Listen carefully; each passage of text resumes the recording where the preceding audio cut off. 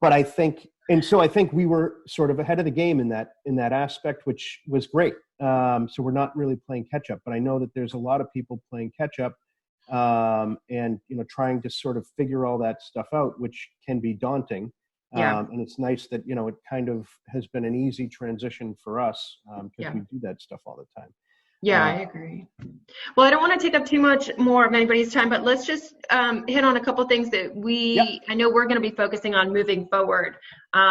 We've talked about financing, how that has changed quite a bit in the past couple of weeks, and sort of what to keep an eye out on going forward. What are the ones that you're really focused in on in regards to financing? Financing is the biggest one. And so especially when it comes to the jumbo loans. Yeah. So I know that, the bank requirements are changing every single day. So, any information that I give today is not going to be the same tomorrow. And so I think that if anybody is, thinking about buying a home, I think they want to definitely connect with one of the top mortgage brokers. We have, great ones that we work with, and we'd be happy to pass their information along. But it's really important, especially right now during this sort of probably the next month, I would think, to really stay on top of what is happening in the mortgage world, because it's changing every day. So, and that obviously the ability to borrow money is directly related to home sales and how that all works out. But, anyway, that would be my main focus, but there's certainly others. Yeah. No, I agree. And just for anybody that's not completely familiar, jumbo loans, again, vary by county as to what that number is. I think in Medfield, it's what, 650, 670? I think it's, well, again, it's changing every day, but it's lower than that. But that's why I would talk to the mortgage broker and just make sure that they can kind of fine tune it. Because the other part that's changed with jumbos is the interest rates have gone up, and also the down payment requirements have increased. And so what used to be a really good, affordable way to get into some of the more expensive homes is now less attractive. But again, I don't want to give any information. You should really talk to a mortgage broker to get the specifics. Yeah. No, good tip though, just to know that it is changing so frequently that it's something to check in on a regular basis. So even if you were pre-approved a month or two ago and you've been searching and still searching, definitely touch base with your lender again and just sort of see what the latest is. And then, lending goes right into pricing. And I know you talked about this earlier too, but that's definitely something we're going to keep an eye on. A lot of people have been asking, well, maybe I shouldn't buy right now. Maybe I should put my search on hold. Maybe I'm going to get a great deal coming down the pike. The truth is, nobody's got a crystal ball. Nobody can tell you what's going to happen with prices. Everybody likes to think that they can forecast sort of what's going to happen. All we can do is kind of talk about where we've been the last few months and what we're currently seeing. So I think that, as you mentioned, prices are holding pretty firm. What are your thoughts on that? A former manager of mine once said, the best time to buy real estate is right now. And the reason for that is because the future is, you don't know. You have no idea. You don't know if the market's going to go down. You don't know if the market's going to go up. Nobody expected or anticipated this whole scenario. And so therefore, people that were on the fence a couple of months ago might be kicking themselves, for not making a move sooner. Or maybe if you're of a different mentality, maybe you're seeing this as the opportunity to kind of get into the game. Again, I think that, pricing is so important because there are so many unknowns.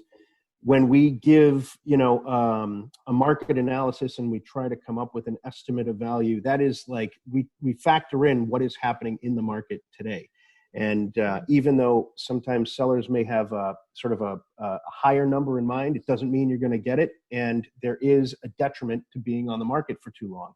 And that can then work against you negatively. So we've seen that so many times, but so pricing, and then, again, just trying to have the best marketing and unique and creative approaches to, sort of things that we do every day to kind of highlight properties and show them in different ways where we're limited sort of in terms of the tools that we have. But it's really just been kind of a shift. And I feel lucky that, we've been able to kind of move with that shift as opposed to kind of getting swept over or trying to play catch up. So that's all been good. Yeah, no, absolutely. And I think that's a really great point. Especially having the real estate marketing background that I have, I'm really kind of excited for this next chapter because I'm interested to see how people take this and what the industry starts doing in involving. I mean, digital platform has always been involved in some element, but I would say the residential real estate world has been pretty traditional. I mean, still doing the Matterport tours, that kind of thing, still doing the still photography, swipe through.